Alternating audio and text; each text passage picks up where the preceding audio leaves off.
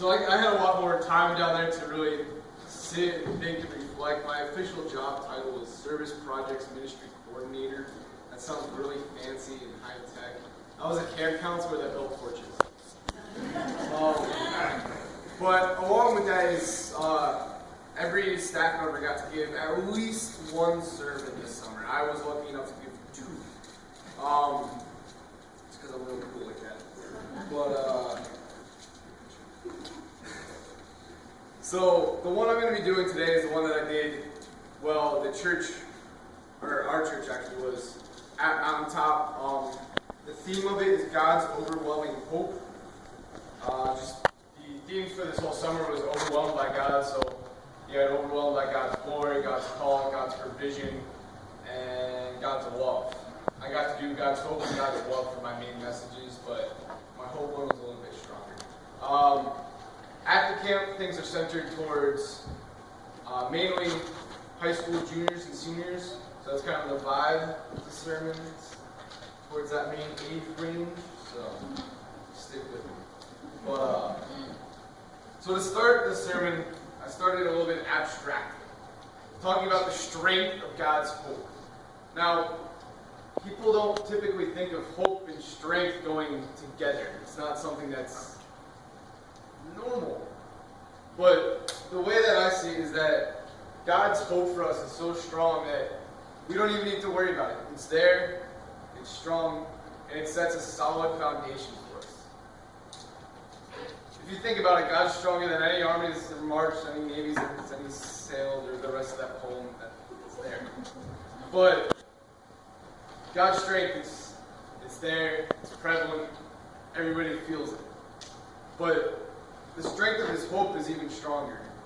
He's got so much hope for us that he places us here with no, like, by the way, on Monday the 27th, you're going to be doing this. It's kind of just like, you go, I've already planned your life, you figure it out as you go. But he's got so much hope and strength in that hope for us that we're not going to do the wrong things, and if we do that, we'll still continue to come back. To begin, scripture-wise, I'll be reading from Hebrews chapter 6, verse 19. We have this hope as an anchor for the soul, firm and secure.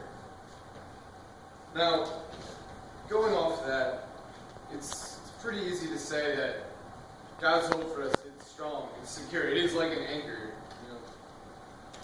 You go through life, things are going to come up, troubling waters are going to be tossed and turned, but you have this hope, this strong anchor that you're set on, that you get to stand by and stands by you no matter what. And with that, his hope for you is constant. Everybody messes up in life. I can't stand up here before you and say that I have not messed up in my life. I'd be lying to each and every one. But his hope is constant. Just because you mess up one day doesn't mean he's going to be like, all right, you messed up, he's done. I'm going to go on to this person. No, it's constant.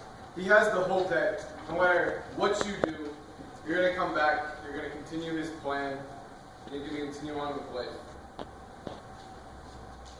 But then there's also the hope that is placed upon the young community.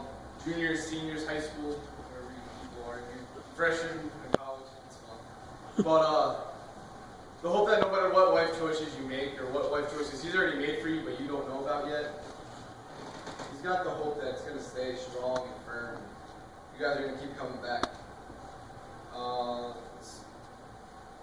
But one of the hardest things about hope is being able to trust it.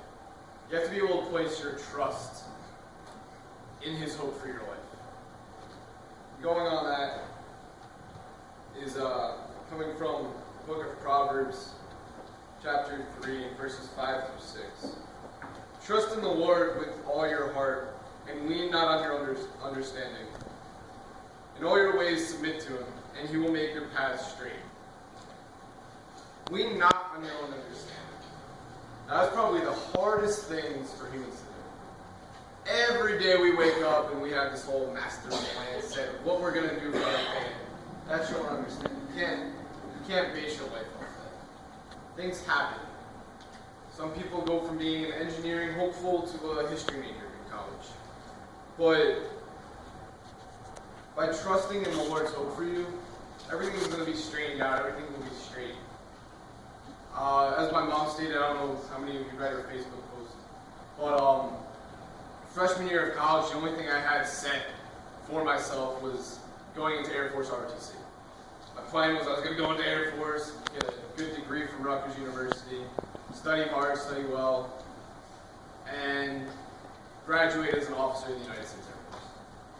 Following first semester, that shattered. I was medically removed from the program, and life kind of got turned upside down because that was the only thing I knew I wanted to do. That was the only set thing I had since like middle school.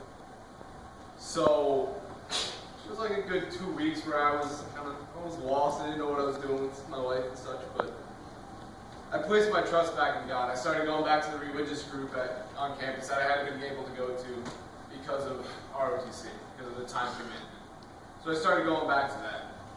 And slowly I started finding my way back, finding my trust again. And it was kind of out of the blue. One night I was sitting in one of the meetings and just got this gut feeling that I wasn't doing something right with the summer. My original plan was I was going to retake calculus, take some other course, the typical college. I'm going to sit at home and be miserable all summer because I got to lose my GPA. But I felt something wrong. I felt something in my gut. And I actually ended up walking out of the back door of the meeting, and I called one of my friends who had been on staff the summer prior, and all she did to me the whole year was try to convince me to come back. So I called her up. I was like, Mallory, I know this is like 11 o'clock at night, and this sounds crazy, but are there openings? She's like, I'll call you back tomorrow. I have to talk to Olivia. So I was like, okay, fine, perfect, great. I get an email in the morning from Olivia, who's at the time was in charge of hiring everybody, getting everything organized and straightened out. And she was like, I knew you'd be here. I'm like, yeah, thanks. But, so I ended up applying, I ended up getting the job. That's why I'm here now. But, it was just, I felt it in my gut, and I felt that, instead of trying to pave my own way, I'm done. I'm just going to give up, let go, let God kind of moment. I called my mom at 11:30, and she's like, what do you mean? Are you serious? I'm like, yeah, I know. It's out of the blue, it's random. Sorry. Have fun on vacation with them. But, so, I gave up. I let go, I let God. He took me, and He took me to an amazing place. I spent, as I said, my entire summer up there, so. May 23rd, I got up there for training, and since then, things haven't exactly been the same.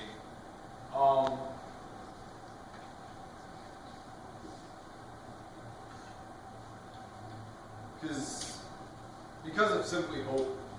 And when I first got there, I didn't fully understand what I would be doing. I kind of just knew that from what I had seen in my past 7 years, from what I had talked to about with Tim Cook, I had a very generic, basic understanding of what mountaintop staff was. But my understanding didn't touch the surface. What staff is it's much deeper, and going with deep, it's changing, it's altering. Like, these guys spend a week up there, I spend 10 weeks. It's a lot different. It's kind of crazy, actually. But, going back into hope and trust, the same depth that I experienced from being a member of staff in comparison to being a camper, it goes into more now the depth that we have for His trust. And now hope is something that typically people, again, just like strength, don't put in hand with the word deep. Kind of, we all have this deep, innate trust in something, and that something's the Lord's hope for you. He's got your life planned out. He's got everything set. He knows what you're going to do when you wake up tomorrow, to the point of what cereal you're going to eat for breakfast. And some words of comfort that I actually found this summer while I was writing this sermon comes from the book of Lamentations, chapter 3, verse 25 through 26. The Lord is good to those who hope in Him, whose hope is in Him, to the one who seeks Him. It is good to wait quietly for the salvation of the Lord. Now, when I was writing this sermon, I didn't exactly know what I was going to be talking about. We have program meetings every night, and in those we kind of brainstorm as a staff what songs we want to be sung in worship, what the message is going to be about, and we just kind of throw ideas, and my program manager, Liz, and she would write them up on the board, and then we would kind of center our sermons around what we thought was best for that week. So, when somebody said deep, I kind of took a step back in my chair real quick, and like, I'm going to go with that. And then it became trying to find a scripture to go with it. And as you're fumbling, I have a little app that gave me scriptures. I just searched words, and it's really great. But, so I was going with him. To the one who seeks him, it is good to wait quietly for the salvation of the Lord. Now, waiting quietly is something, again, as humans, we're not good at. We don't like waiting. We want instant satisfaction. We want to be able to flick something on and boom, there it is. We don't like waiting. But the thing with hope and trust is that you have to wait. You have to wait for it to come. And varies what his master plan is for you. When you get to a certain point and what you're realizing that you're trying to force into your own life doesn't work out, and you're going to be sad. It's going to happen. But if you just kind of let go and let God and go with the flow of life, a lot more will be presented to you. And a lot more joy will be brought upon you. To close, I'm going to be reading from the book of John, chapter 14, verse 27. Peace I leave you with. My peace I give you. I do not give to you as the world gives.